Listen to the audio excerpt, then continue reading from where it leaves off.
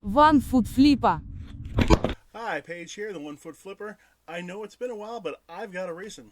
I haven't been making enough money, and I've decided that if my sales are below a certain level, I can't afford to spend work time making a YouTube video that's going to make me $8. So I'm having to make the right decisions for my family, so these videos at the moment are just not coming out as fast as I want them to. If I can get the sales back up, they will be coming out at a fast rate. But let's go ahead. We're going to look at top 20 things that I sold last month.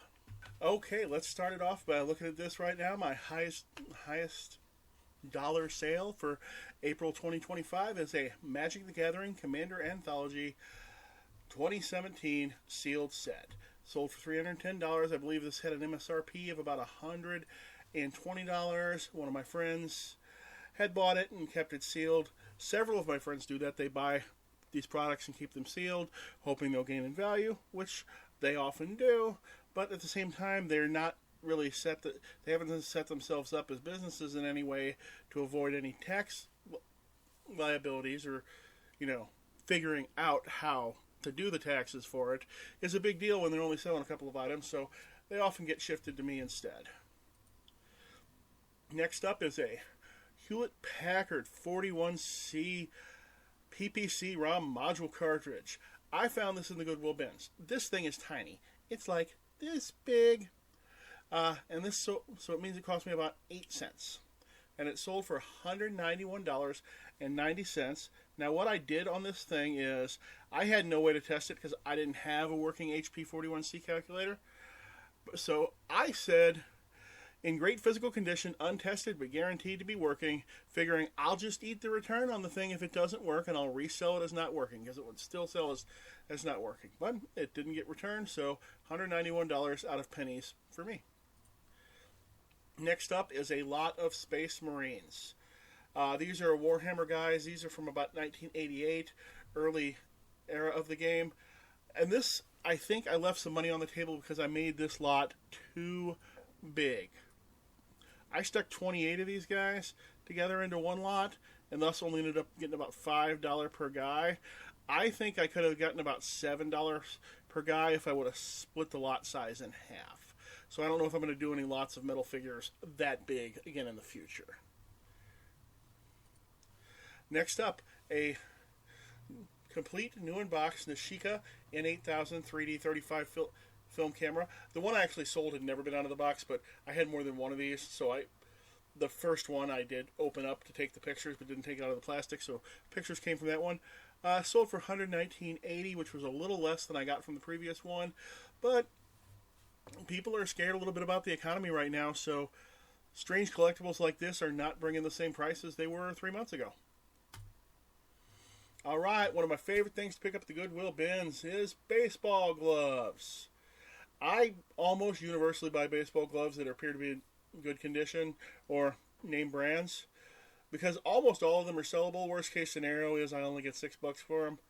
Even then, I usually make some money on the shipping. But this one sold for $99.71, and this is the most expensive baseball glove I ever sold. And I got this at the Goodwill bins. I believe these weigh right about a pound, 15 ounces. So I'd had about $2, $2.09 in it. Not bad. This one, technically this is a, how does it say? Oh, technically this is a May sale. I accidentally put it in here, so I won't put it in next month. Asteroids arcade game, artwork bezel. This is the front of the machine in front of the monitor to a 1979 Asteroids game. Remember that one? You do your little ship around and you can rotate and gas forward and shoot the asteroids. And I actually sold this to someone I know. Now, I don't know if he knew he was buying it from me. I don't think he did. He just happens to have a big arcade game collection. But I shipped that out to him this morning. Got $78.04. I believe I pulled this from a crumbling Asteroids machine that I bought at an auction 12 years ago for $10. So, took a while, but I got that. Actually, I made hundreds of dollars off the parts of that machine, and it wasn't salvageable because it was too heavily water damaged. This next one, Lionel Porter Kimcraft Student Chemistry Lab. Near complete. I got $66.61 for this. I think this came from an estate sale, and I believe we paid $10 for it. And this took a while to sell, too. I think I had this close to a year before it finally sold. Next up, a Magic the Gathering card. Shivan Dragon is like the Charizard of Magic the Gathering. It's that big red dragon from the first edition of the game. Technically, Charizard is more like the Shivan Dragon, but big red dragon from the first edition of the game. This is not a first edition card. This is an 8th edition card, but it's foil, which means it's shiny. And this is the last foil version that had... Sorry, 8th edition is the last set that had white borders, except for the foils, which had black. And this one was signed by the artist of the card. I got $75 for it. I paid $4 for it. When I sold a lot more cards, I used to look on TCG Player all the time for signed cards or other modified cards in some way, and I'd pick them up and try to sell them for more money later, and I'm usually very successful at that. I also personally drove 8th edition foil Shivan Dragon from being a 80-cent card up to about a $20 card, but the problem is they don't sell that fast. So I've got hundreds of them, and it's going to take me years to unload them. This is a fantasy miniature. It's only about that. It's about that tall with the base. Painted by a professional, though. Not sure who did it, but it's just incredibly conditioned. All that base work is custom on it.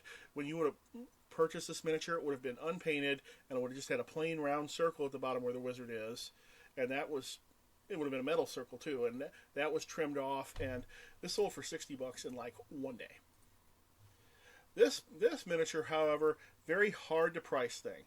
This is an early Warhammer tank, but it was converted, so instead of the good guy Space Marines driving it, the bad guy Chaos guys were driving it. Actually, everybody's kind of the bad guys in Warhammer, but this one also, my friend Ed, who's passed away, he did this one when he was a teenager, so I was a little bit attached to it, so I started it at $100, and it took about 3 years to sell for $51. It had been sitting on my desk that entire time, and now it is gone. Here's an example of something where the prices on the item can drop faster than even your markdown schedule. This Dungeons & Dragons 4th edition, Village of Hamlet module with map, sold for $53.42. Problem is, I'd had that up for 4 years. I put it up during peak COVID money time at the best price on eBay, but the price on that item just fell faster than my 3% markdown schedule did, and eventually finally sold it for $53.42, which makes it probably one of the more valuable 4th edition modules. 4th edition stuff is usually not very valuable. This sold in 2 days. This is a metal trebuchet or catapult for the Warhammer Lord of the Rings game. This would have originally came with crew, and it originally had an MSRP of about $35 with the crew, but they don't make it in metal anymore. They haven't made it in metal in like 20 years. You can buy it today in plastic, and I think it still costs more than the $50. So that sold super quick. As did this nearly matching set of Ballista for the Eric High, a different faction in that same game. Sold for $49.99. No crew, and one of them's kind of fallen. One of them is not all the way together and possibly missing parts. Different people bought them. A baseball bat. I like selling baseball bats. This Connexion that I got from the bins sold for $47.99, and I had about $3 into it since it's a bins bat. Eventually, I need to memorize all the metal baseball and softball bat names that are worth something, so I don't actually have to look them up, so I can just grab them, but I have not done that yet. This pair of miniatures here sold in 1 day. 2 female centaur miniatures, beautifully painted with custom bases. I don't know why this one has more room than the other. I think maybe the artist was going to put a second one on it. I'm not sure. These are painted in the style of the artist named Larry Elmore, who's done tons of fantasy art over the last 40 years. He still does it, and these very much look like the centaurs that he's painted in various paintings. Sold 1 day, $49.99. Another bins find here, so it had about $1 in it or less.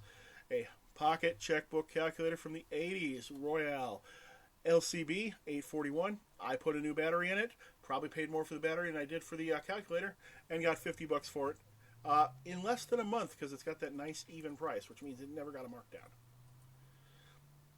I sold this Columbia bowling ball $35. I got this at the bins. Now, at some bins, they will give you a separate price for something like that. I believe I usually pay $3 for bowling balls at my bins, and I don't mind packing or shipping bowling balls at all. They usually come in under the dimensional weight, and if I can get...